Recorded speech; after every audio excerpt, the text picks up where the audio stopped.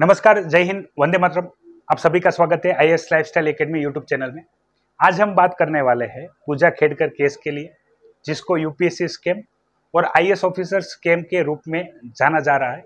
और इसी बात पे काफ़ी सारे बच्चों के क्वेश्चन थे, डाउट थे कि सर क्या ये सच में यूपीएससी स्कैम है, और स्कैम है तो कैसे है, उसकी आप इन्फॉर्मेशन शेयर कीजिए। तो इस वीडियो में हम सारी इन्फॉर्मेशन मैं आपके साथ डिस्कस करूँगा। ये समझाने के लिए पूरा जो प्रोसेस है वो भी मैं आपको बताऊँगा कि कैसे पूजा खेड़कर जी आईएएस ऑफिसर बनी थी, और उसमें यूपीएससी पॉइंट ऑफ व्यू क्या स्कैम है। तो बात करेंगे पूजा खेड़कर जी के बारे में। तो 2023 बैच आईएएस ऑफिसर जिनको अपने ही होम कैडर में पोस्टिंग मिलती है, और अपने ही होम कैडर में पोस्टिंग मिलने के ज्वाइनिंग के time as a training, as a probation, आपको पता होगा जो भी बच्चे यूपीएससी क्लियर करते हैं उनका और आईएएस ऑफिसर बनने वाले हैं उनके लबासना में 2 साल के लिए ट्रेनिंग होती है, जिसमें एकेडमिक और फील्ड वर्क दोनों शामिल होते हैं।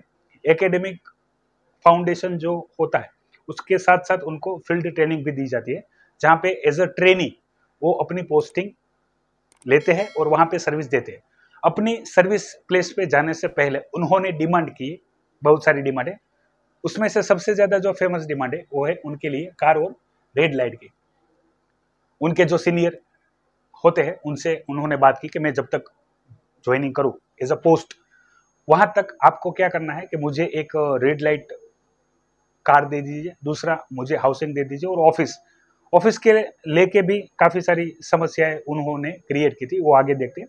तो उनको रेड लाइट वाली कार नहीं मिलती है।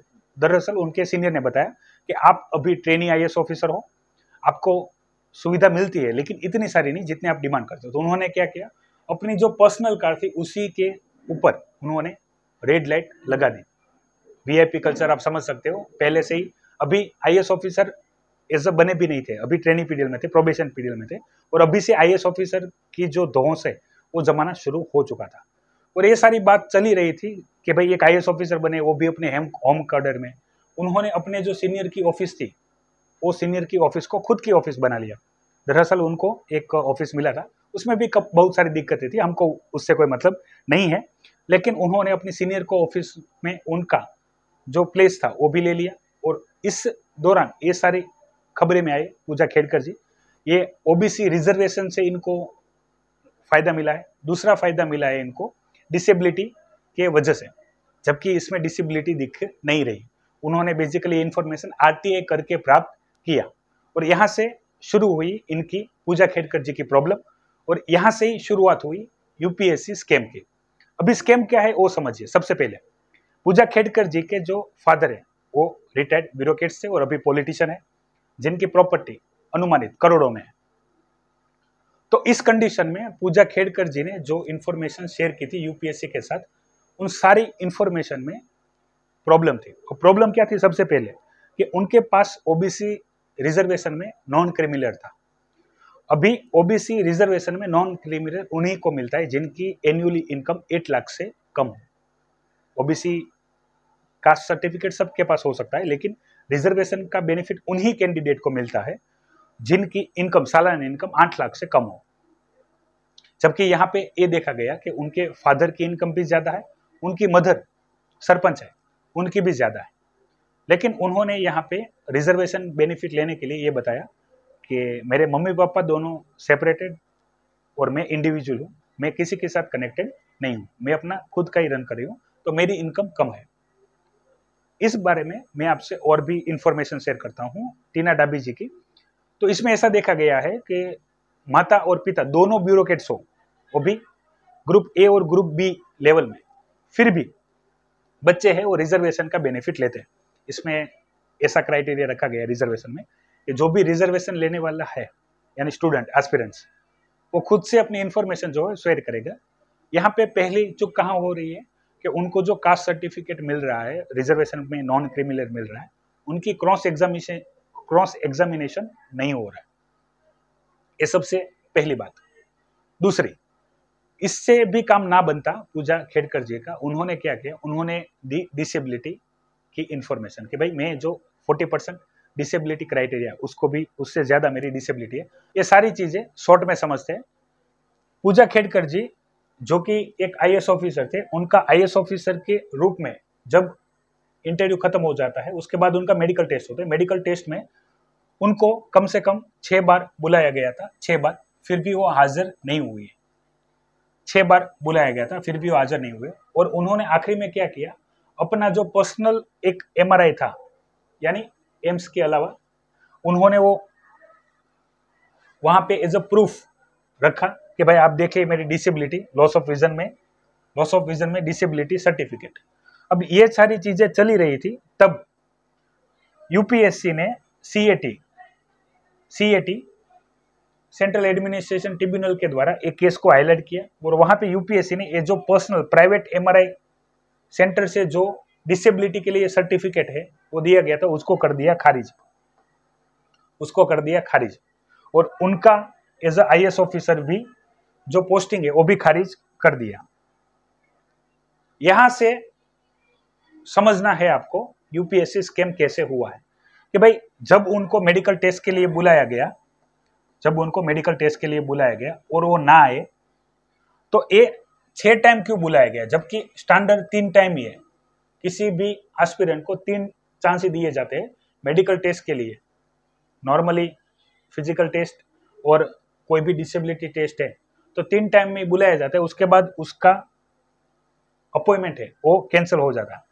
यहाँ पे 6 टाइम क्यों बुलाया गया। दूसरा कि अगर एक बार CAT के द्वारा यूपीएससी में उनका जो ये सर्टिफिकेट था, डिसेबिलिटी सर्टिफिकेट, वो रिजेक्ट हो गया था, उनका एज IAS ऑफिसर में सिलेक्शन नहीं होना था, तो बाद में किसके कहने पे उनका यही सर्टिफिकेट यूपीएससी एक्सेप्ट कर लेती है और उनको IAS ऑफिसर बना के भेज देती है। तो यहां से शुरू होता है स्कैम। अभी स्कैम इसको डिटेल में समझिए। सबसे पहले उनके पास था ओबीसी नॉन क्रीमी लेयर। यो ओबीसी में 2 पार्ट है, एक है क्रीमी लेयर और एक है non creamy layer. Non creamy layer वाले बच्चे को ही क्या होता है, रिजर्वेशन का बेनिफिट मिलता है। रिजर्वेशन का बेनिफिट सिर्फ नॉन क्रीमी लेयर वालों को मिलता है। यहाँ पे दिक्कत क्या आई कि उनके पापा की property more than crore rupees में है और मम्मी भी वेल सेट है, तो उनको नॉन क्रीमी लेयर कैसे मिला। अब इसमें दूसरा भी रास्ता है कि जैसे अगर आपकी पर्सनल इनकम 0 है तो ये मिल सकता है, इसमें कोई दो राय नहीं है। और इसके लिए भी मैंने टीना डाबी वाला एग्जांपल आपको दिया, जिनके माता पिता दोनों ब्यूरोक्रेट्स थे, उनका कोई सेपरेशन का इश्यू भी नहीं था जैसा पूजा खेड़कर जी में था, फिर भी उनके पास कास्ट सर्टिफिकेट था और उन्होंने रिजर्वेशन के बेनिफिट पे ही यूपीएससी पास की है। तो एक कल्चर हम देख सकते हैं।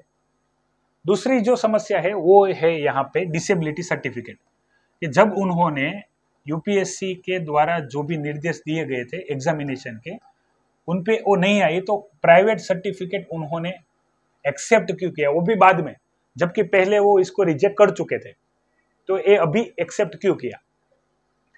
तो यहाँ पे उन्होंने एक्सेप्ट किया तो किसी के कहने पे किया होगा। अ पर्सन, कोई भी एक व्यक्ति होगा यूपीएससी में जिसके डायरेक्शन में ये सर्टिफिकेट इश्यू एक्सेप्ट कर लिया गया था, जो पहले रिजेक्ट कर दिया गया था। तो ये पर्सन के द्वारा एक पर्सनल क्या हुआ है, यहाँ पे करप्शन या कोई भी पोस्ट पावर को आप कनेक्ट कर सकते हैं कि कैसे जिनके पास पैसा है या जिनके पास पावर है वो मिसयूज करते हैं ये सारी चीजों का। अब देखिए यहाँ पे एक बात आपको क्लियर कट पता हो गई है, तो यहाँ पे हम प्रोसेस पे ही बात करें। यहाँ पे CAT